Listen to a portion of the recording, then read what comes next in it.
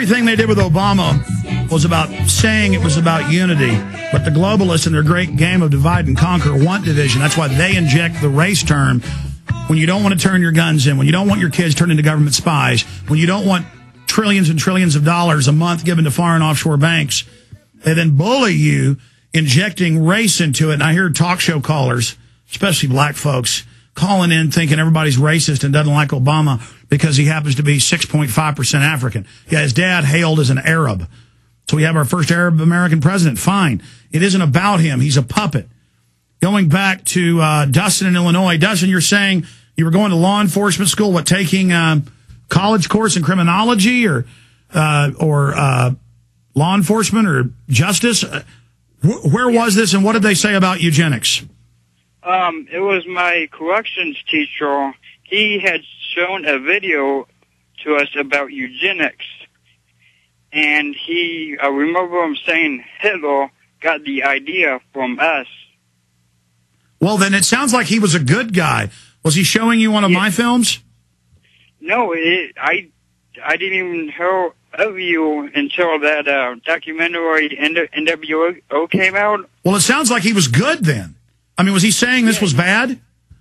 Yeah, he was just talking about... See, that's why I've apologized, because I only saw the videos of cops beating people up on TV and cops doing me wrong at demonstrations. Now I realize on the streets and in emails and calls that the majority of police, because they know what's going on, they're on the inside, are just as freaked out as we are. That's why we've got a real hope here. Ron Paul got more contributions from the military than he got than anybody else got. So that's the good news, is that the people in the inside know what's happening in many cases. Correct. He was just saying that Hitler got the idea from us. No, that's true. Going out, just destroying and just pretty much telling us that the system is corrupt and there's nothing we can do about it, pretty much. He was a real good teacher. Was this in college? Yes, this was in college class at a community college. Oh, so he was a professor. But was he a former police officer? He was chief of police. Wow. For a little bit. He did work for Illinois State Police. Yeah. Too. Well, I tell you, I appreciate your call. I mean, listen, I'll be in a restaurant in Austin. I'll be in a sporting goods place. And almost every time I'll be at Luby's, a cafeteria by myself eating something real quick. And cops walk over and they go, "Hey, Alex, want to shake your hand? Can I have your autograph?" In the last 4 flights, is it back and forth to California? Actually, 6 flights. 4 of the 6 times, going and coming, I've had the TSA ask for autographs and shake my hand, and I couldn't believe it the first couple times. And it's like, we all know, and we understand what's going on, Alex. And my supervisor's a huge fan, and our commander's a huge fan. And I'm like, and then I walk through the gate to fly out of L.A. This only happened once, where I had the TSA were fans, 2 of them. Everyone I ran into, like the person taking my ticket, checking it, was a fan. Then I'm walking through the scanner. They go, "Like what you're doing?" And I'm going, "Huh?" And then there's LAPD over by an on-the-border Mexican food restaurant. And they come over and say, "Hey, Alex, like what you're doing?" And I'm like, Twilight Zone music is playing. I mean, I had no idea how big this show has gotten. Praise God. We'll be right back. All right, we've got Webster Tarpley with us. We're going to open the phones up coming up at the bottom of the hour for those that are holding. We've aired the world-exclusive Charlie Sheen video last hour. It's up at Infowars.com. It's up at PrisonPlanet.com. It's above the 20 minutes with the letter President, 20 minutes with the President letter. It's there. And he is a call to arms in the info war, a peaceful revolution of 9/11 truth and understanding false flag terror. We believe they're getting ready to stage more events, and now is the time to expose it. The video is titled Charlie Sheen's Video Message to President Obama. And this is an attempt, and it's having a big effect. Hundreds of newspapers, I can't even count them all, from the Houston Chronicle to the LA Times, the Times of London, to the Daily Mail, to the New York Post, to U.S. News and World Report, to Fox News, Now they're talking about Charlie Sheen saying 9/11's an inside job. They're trying to misrepresent what he said, trying to say the families don't like it, when his letter's actually about the families and what they're saying, and how 6 of the 10 commission members said the whole investigation was a whitewash and a fraud. This is a mass movement. Just like Tarpley always talks about national strikes.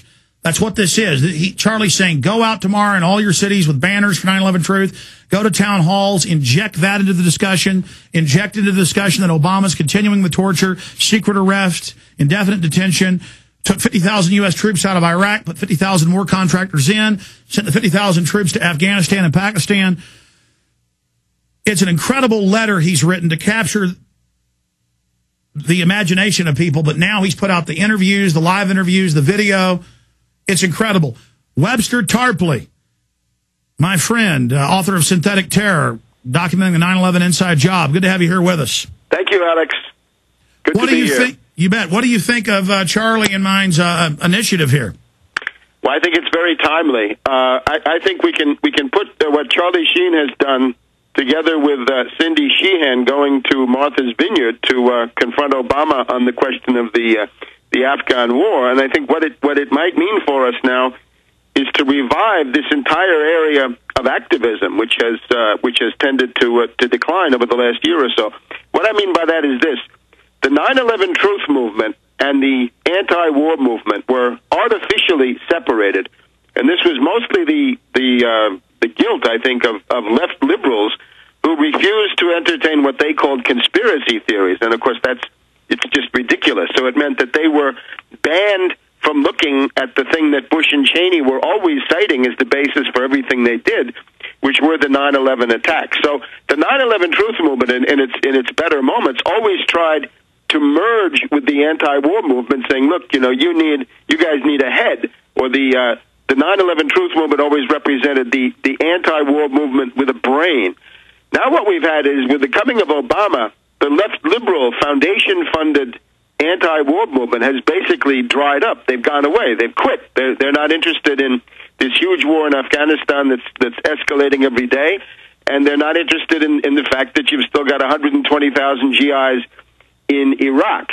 And I think what is possible now is the people who are still concerned about 9/11, because all of the networks that did 9/11 are still honeycombing and infesting the Pentagon, the CIA, the DIA, the NSA, and all these other agencies, because that's how it was carried out. The people who are concerned about that can now, I think, reassert the political relevance of this. If you combine it with the anti-Afghan war ferment, which is big, and it's big worldwide, right? It's breaking out in Germany over this latest horrendous atrocity of killing 100 people around a tanker truck. So what I see is it's time to assert 9/11 Truth combined with U.S. get out of Iraq and get out of Afghanistan. In other words, liquidate the premise and liquidate the consequences that Obama has now been pushing in his Phoenix speech of a couple of weeks ago.